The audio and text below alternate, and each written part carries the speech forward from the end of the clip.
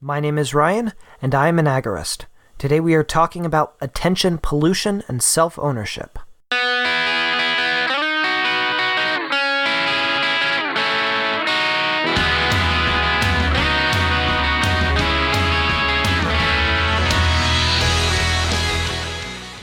I recently noticed an article called "Smartphones Are the New Cigarettes."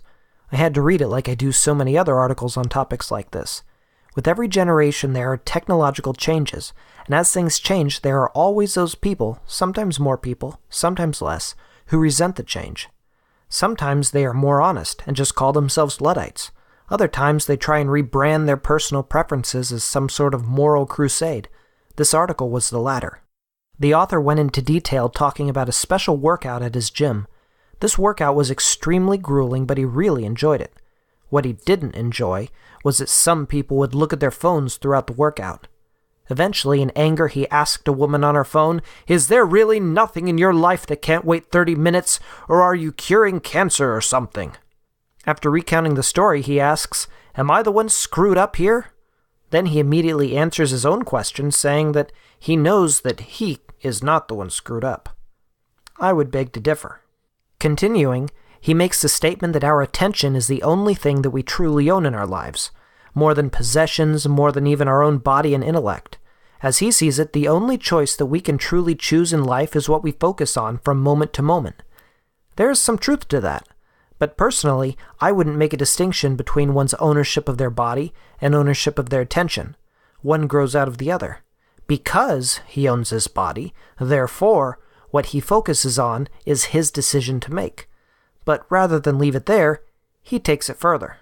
He talks about what he calls attention pollution, and defines it as, quote, when somebody else's inability to focus or control themselves then interferes with the attention and focus of those around them, end quote. Later, he says that all people have fragile abilities to focus, and that we are therefore at the mercy of those around us. Now, here's where the article really falls apart. He started it by explaining his preference for not having his cell phone out during workouts. That's fine. He's an individual. He has his own preferences. Good for him. But then he turns around and takes his personal preferences and presents them as a responsibility to be put on others. He doesn't like his phone out at the gym, therefore, others shouldn't have their phones out at the gym. This is extremely faulty logic, and it contradicts what he said earlier in the article, the part that I actually agreed with. He said that our attention is the one thing that we own, and that what we focus on is the one choice that we can truly make. But then he turned around and said that others should put down their phones at the gym and focus on what he wanted them to focus on. He can't have it both ways. We all have preferences. There's nothing wrong with that. We all have bodies, and what we do with those bodies, based on our preferences, are our decisions to make. For me to force my preference on you is for me to act like I have more ownership of your body than you do. But that is obviously absurd. I own my body, and you own yours. Your rights only extend to your own body, and by extension your property.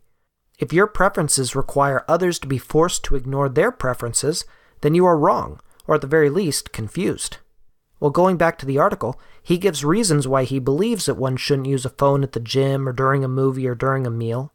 But I found myself multiple times thinking, golly, man, I get it, you just don't like phones. Enough. As I said at the beginning of this piece, with every new technology, there will be those who hate it. There will be Luddites like this author who think that their preferences trump yours.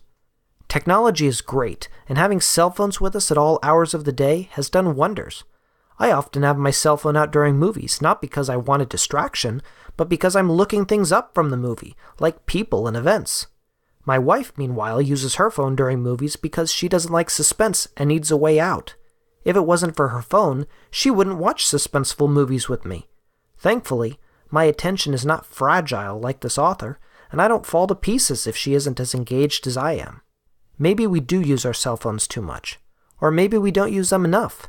It's up to you and me to decide what is right for us. The important thing to remember, though, is that your preferences don't constitute a responsibility on others. You don't own their bodies. You don't own their attention. My body, my choice. Your body, your choice. If we understand that, then we can all enjoy technology together, each of us in our own ways. This is Techno Agorist, episode 17.